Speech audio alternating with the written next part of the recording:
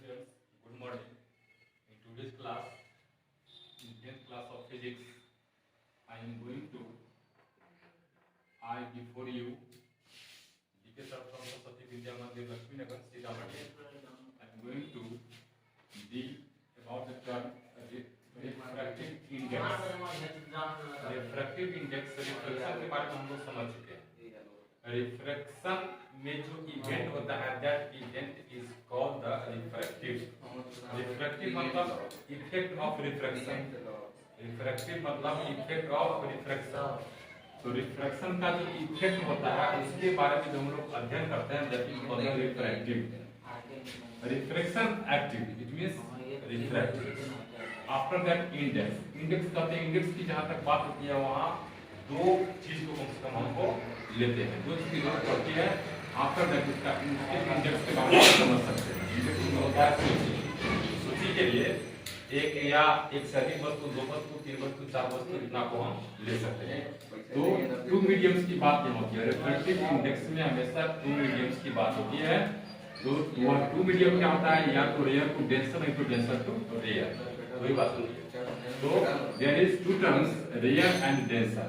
इसको हम लोग समझ चुके हैं. We have already understood about the term rare and denser. After that यहाँ पर मैंने एक फिगर बनाया.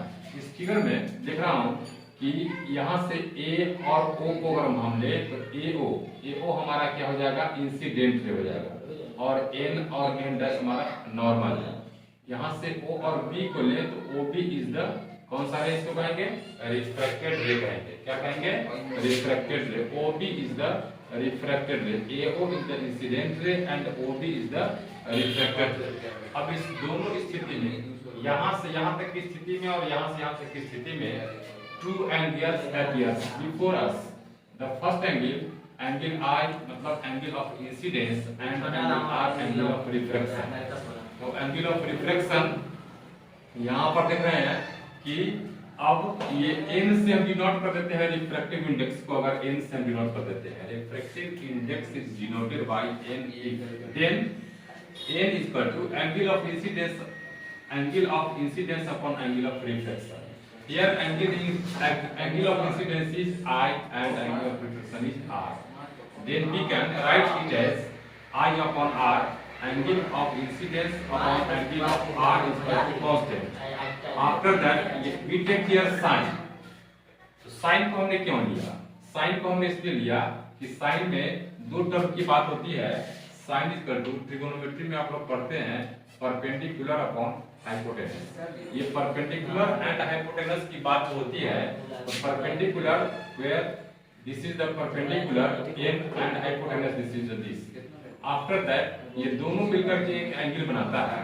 तो यहाँ दो साइड की बात होती है परपेंडिकुलर की और हाइपोटेनस की. यहाँ दो साइड की बात हुई E और H की. इसीलिए we took sin for this. sin I upon sin R is equal to constant. ये constant क्या होता है? constant के बारे में हम लोग जानेंगे. sin if here is 37 degree and here is 24 degree.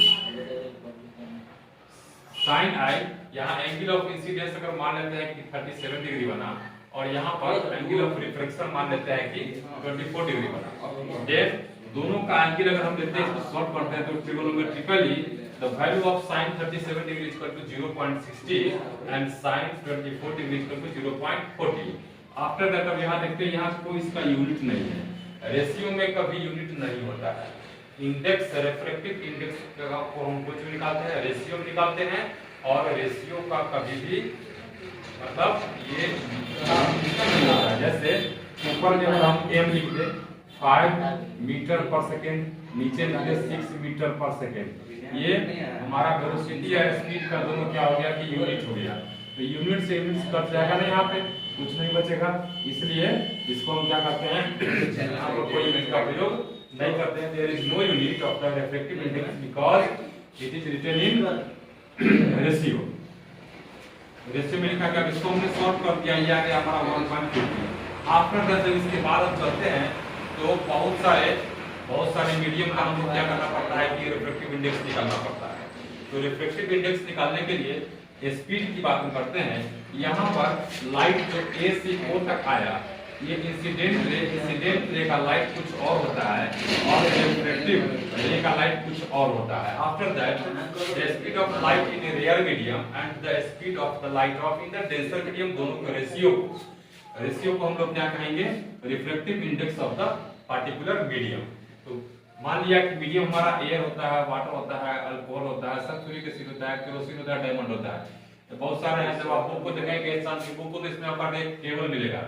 उस टेबल में क्या करना है कि इस सब के रिफ्रैक्टिव इंडेक्स को बुक में नोट करके और इसको आप याद कर सकते हैं, ये आपको आगे काम देगा, ये आपको याद कर लेना है। After that refractive index of a medium, अगर मीडियम में हम निकालते हैं, मान लेते हैं कि यहाँ पर एयर टू ग्लास है हमारा, एयर टू ग्लास मतलब rare medium to denser medium. अब यहाँ पर क्या करेंगे कि speed of in vacuum, vacuum मतलब रेयर मीडियम, खाली जहाँ पे कुछ नहीं है, तो speed of light in vacuum, यहाँ से यहाँ तक आने में जो लाइट का स्पीड होता है 3.10⁸ मीटर पर सेकेंड, यहाँ तक होता है। इसके बाद यहाँ से यहाँ तक क्रॉस किया ग्लास में आया तो ग्लास में इसका स्पीड क्या हो जाता है, ये ग्लास में इसका स्पीड कम जाता है, जिसके कारण ये मुड़ जाता है। तो यहाँ का स्पीड और यहाँ का स्पीड, दोनों का स्पीड का हम रेशियो निकालेंगे, वो हमारा refractive index of a medium glass में हमारा इसका क्या हो जाएगा कि रिफ्रैक्टिव इंडेक्स प्राप्त हो जाएगा। इससे संबंधित एग्जांपल आपको बनाया गया हुआ है, उसमें देखिएगा कि यहाँ पर रिफ्रैक्टिव इंडेक्स ऑफ ग्लास जब आप निकालिएगा तो एयर टू ग्लास जब निकालेंगे आप, तो एयर टू ग्लास में ऊपर वाला में लिखेंगे एयर का जो स्पीड होता है लाइट का, एयर में जो लाइट का स्पीड होता है उसको ऊपर लिख देंगे, ग्लास में जो लाइट का स्पीड होता है उसको नीचे लिख देंगे, दोनों को सिंपलीफाई करेंगे। After that we get the value of the refractive index in that particular medium. Okay, तो इसको आप लोगों को क्या करना है, पढ़ना है, समझना है, बुक में एनसीईआरटी बुक में देखिएगा और क्लियर आपका हो जाएगा। अगर इसमें किसी प्रकार की दिक्कत हो, if you have any doubt in this topic then you can contact me, call me and WhatsApp me.